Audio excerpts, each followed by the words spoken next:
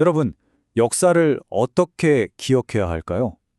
가슴 웅장해지는 자부심의 원천으로 삼아야 할까요? 아니면 우리의 과오까지 비춰보는 성찰의 거울로 삼아야 할까요?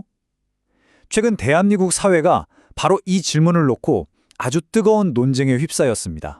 모든 논란은 바로 이 한마디에서 시작됐습니다.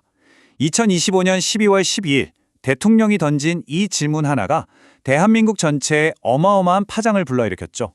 아니, 그냥 질문 하나 한 거 아니야? 라고 생각하실 수도 있는데 이게 어떻게 대한민국 역사학계 전체를 그야말로 발칵 뒤집어 놓은 사건이 됐을까요? 지금부터 그 파장의 한가운데로 들어가 보겠습니다. 자, 첫 번째 파트입니다. 불꽃의 시작. 논란은 대통령의 바로 그 한마디에서 비롯됐습니다. 그럼 이 논란의 중심에 있는 환단고기, 이게 대체 어떤 책일까요? 한마디로 고대 우리 민족이 유라시아 대륙을 지배했다는 아주 거대한 서사를 담고 있는 책입니다. 하지만 학계의 평가는 정말 단호해요. 이건 위서, 즉 가짜 역사서라는 거죠. 그런데 대통령이 이걸 공식 석상에서 언급하니까 이 위서에 국가가 공신력을 실어준 거 아니냐, 이런 인식을 주면서 논란의 불이 확 붙어버린 겁니다. 학계의 반응요, 정말 신속하고 단호했습니다. 여기 보이는 숫자 48, 이게 뭘 의미하냐면요, 바로 공동성명에 참여한 역사, 고고와 관련 학회의 숫자입니다. 무려 48곳이 동시에 들고 일어난 거죠. 이 성명서의 내용은 아주 명확했습니다. 이건 단순히 역사에 대한 관점 차이가 아니다. 이건 역사학이라는 학문 그 자체에 대한 도전이다. 라고 본 겁니다. 그리고 바로 이 지점에서 아주 중요한 핵심 개념이 등장합니다. 학계에서는요, 환단고기와 같은 주장을 유사역사학이라고 부릅니다. 이게 정확히 무슨 의미인지 한번 제대로 파헤쳐 보겠습니다. 유사역사학, 말이 좀 어렵죠? 쉽게 말하면 겉보기엔 굉장히 학술적인 것처럼 보이지만 증거와 검증이라는 역사학의 가장 기본 규칙을 따르지 않는 역사 이야기를 말합니다. 보통은 민족적 자부심을 막 고취시키거나 어떤 정치적인 목적을 위해서 만들어지는 경우가 많죠?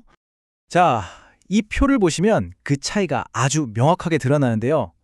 주류사학, 그러니까 우리가 아는 보통의 역사학은 증거에서부터 결론을 차곡차곡 쌓아 올리잖아요?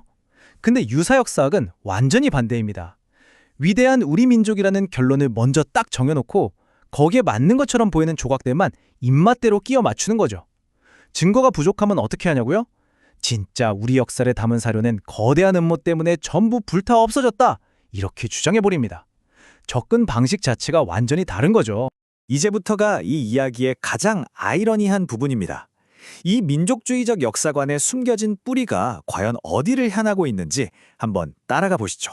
이 유사역사학을 지지하는 분들은 항상 이렇게 주장합니다. 자신들이야말로 일제 식민사관의 왜곡으로부터 우리 역사를 해방시키고 있다고요. 하지만 학자들은 여기서 정말 깜짝 놀랄 만한 아이러니를 지적합니다. 가톨릭대 기경량 교수의 말인데요. 그들의 논리 구조가 사실은 식민사관을 극복한 게 아니라 그걸 그대로 베낀 거울상이라는 겁니다. 그러니까 핵심은 이거예요. 두 이데올로기 모두 20세기 초에 만들어진 똑같은 논리 구조를 가지고 있습니다. 바로 한 국가의 역사는 과거에 다른 민족을 얼마나 지배했느냐, 이걸로 그 가치가 정해진다는 아주 위험한 전제 말이죠. 그들은 단지 이야기의 주인공만 일본에서 한국으로 바꿨을 뿐이라는 겁니다. 소름 돋게 닮아있죠. 아니, 논리 구조도 이렇고 학계에서도 인정을 못 받는다면 왜 이런 종류의 역사는 여전히 그렇게 대중적이고 또 강력한 영향력을 갖고 있는 걸까요? 그 생명력의 비밀은 생각보다 복잡한 정치적 배경 속에 있습니다. 1960년대 군부 독재 시절에는 정권의 정당성을 뒷받침하는 도구로 쓰였고요. 1980년대 민족의식이 한창 높아질 땐 대중적인 인기를 얻었죠. 그리고 민주화 이후에는요, 기성학계를 믿지 못하는 감정과 맞물리면서 보수와 진보를 가리지 않고 파고들었습니다. 이 끈질긴 생명력의 핵심은 결국 강력한 감정적 호소력에 있습니다. 이걸 좀 보세요. 민족주의적 감정이 45%로 가장 큰 부분을 차지하고요. 기성학계에 대한 불신이 30%로 그 뒤를 잇고 있죠. 복잡하고 불편한 진실보다는 단순하고 가슴 웅장해주는 서사를 선호하는 심리가 바로 여기서 작동하는 겁니다. 특히 주류학계가 식민시대의 왜곡을 바로잡는 데 좀 더뎠다는 비판도 분명 존재합니다. 유사 역사학은 바로 그런 대중의 불신과 공백을 정확히 파고드는 거죠. 자, 그렇다면 이 모든 논란 속에서 우리는 어떻게 하면 역사를 제대로 볼 수 있는 시각을 가질 수 있을까요? 이 마지막 장에서는 바로 그 방법에 대해 이야기해 보겠습니다. 역사를 제대로 보기 위해 필요한 건 어떤 정답을 암기하는 게 아니에요. 오히려 비판적으로 사고할 수 있는 도구를 갖는 겁니다. 어떤 주장을 딱 접했을 때 이거 증거가 어디 있죠? 하고 물어보고 이런 주장을 해서 이득을 보는 사람은 누구일까? 하고 그 동기를 질문해 보는 거죠. 그리고 선과 악으로 세상을 단순하게 나누는 걸 거부하는 태도. 마지막으로 가장 중요한 건데요. 한 국가의 위대함은 과거 영토의 크기가 아니라 지금 현재의 가치로 증명된다는 사실을 기억하는 겁니다. 결국 이번 논란은 우리에게 역사 그 자체의 목적이 무엇인지를 묻고 있습니다. 역사는 우리를 기분 좋게 만들어주기 위한 도구일까요? 아니면 우리의 결점까지 포함한 우리 자신을 있는 그대로 이해하도록 돕는 거울일까요?